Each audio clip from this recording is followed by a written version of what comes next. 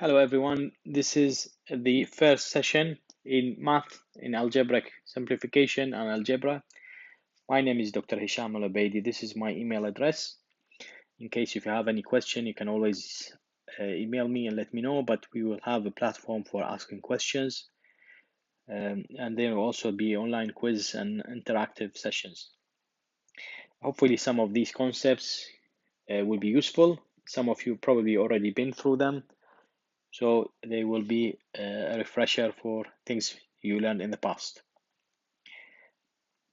Okay, so in algebra, generally speaking, we will have constant values combined with variables. Constant value is something like in this equation here, 8x minus 3x and xy, so x multiplied by y.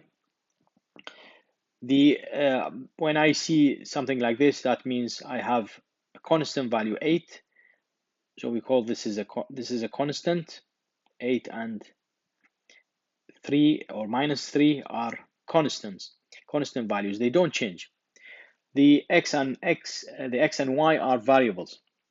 And the reason why we use this format, because in science you could possibly do experiment, you could change the temperature, you could change the pressure, concentration. So these are variables. And then you could fix one of them. So let's say, for example, you fixed a value, so we call that a constant. The value remains the same, not gonna change. So that will be useful for us to understand how to simplify these equations to apply in science. So these are the general rules in algebra. So the first one, it says an equation remains true if the same quantity is added or subtracted from each side. So let's look at examples here. So x equals y, x and y are equivalent. Therefore, according to this rule, if we add anything on this side, x plus 2, then that should remain the same in terms of the balance of the equation. So that will be equivalent to y plus 2. We could say x plus a, another example, equals b. So we have this equation, and therefore we can say x equals b minus a. So let's say x is 2, a is 1, b is going to be 3. Then x, that will be 2 equals 3 minus 1. So both sides of the equation remains the same because you are balancing the equation. You're making sure both sides remain the same. And you do this by subtracting or adding the same number from each side.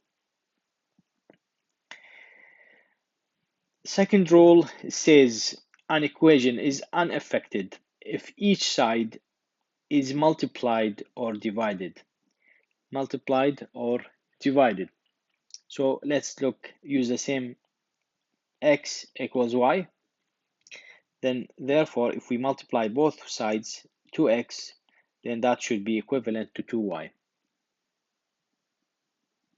Or we could say for the multiplication, a multiplied by x. When you see something like that, that means there's a multiplication.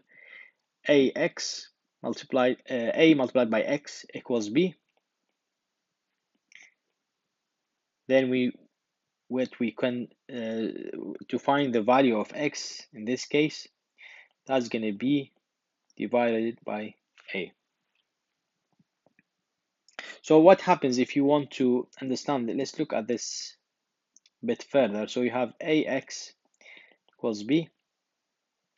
So in reality, what we did here, we divided both sides by the same quantity. So ax divided by a equals b over a. That means this goes with this, and that gives you this answer. Okay, the third rule which we use in algebra is if we take the reciprocal of both sides. So if we flip the fraction, the resulting term will be also be equivalent.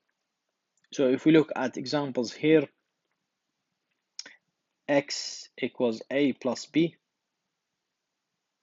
and therefore if we take the reciprocal is like 1 over x, that should be the same as 1 over a plus b. You can always translate this in the form of numbers. So x, let's say 3, and this is 1 plus 2, and then of course 1 over 3 equals 1 over 3. Right, let's look a bit more common example we use, and it might be a bit challenging for some. So if we say 1 over x equals 1 over a plus 1 over b, then if we want to find the x value here using this rule, then if we use the reciprocal, i.e. we flip it, so that means x will need to flip this side. So we take the reciprocal of that, that means 1 over 1 over a plus 1 over b, and then you need to find the denominator of those. That will give you the answer of, so ab as the denominator of both, multiply it, and then take the flip the equation. That should give you ab over a plus b. Okay, so now we learned how to do the basic steps in any algebraic equation. Let's look at expanding expressions, because that is a common term you come across. So you may come across something like this: a multiplied by the total of b plus c, and then we'll need to expand this. So the way we expand it, of course, a multiplied by b, and then you plus a multiplied by c, and that gives you this answer. If we get something like this in this form, then that will be the same. So you expand this way: a multiplied by c, a multiplied by d, b by c, and so on. And then therefore ac plus ad plus bc plus bd. So that's the way you expand the brackets. So if you want to summarize, when you expand algebraic terms or brackets, so you get a plus b squared, the whole thing. This is actually a plus b multiplied by a plus b, and then therefore you can just do the same thing. That should give you this answer. And then the same thing here: a minus b multiplied by a minus b, and then that gives you a squared, and then this is the same thing, the way you expand the expression. Or you could have this, so a minus a multiplied by a minus b goes that way, and that gives you this answer. So here is just example of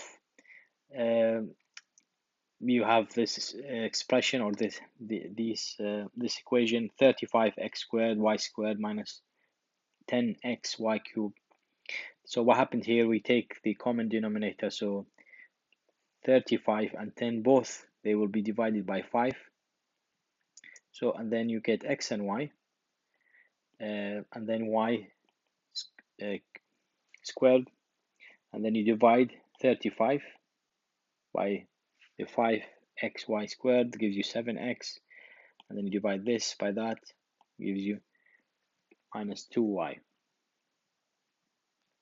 And then the idea of this, you could either have it in this form, or you could have it in that form. They are the same. Okay, so let's look at an example here.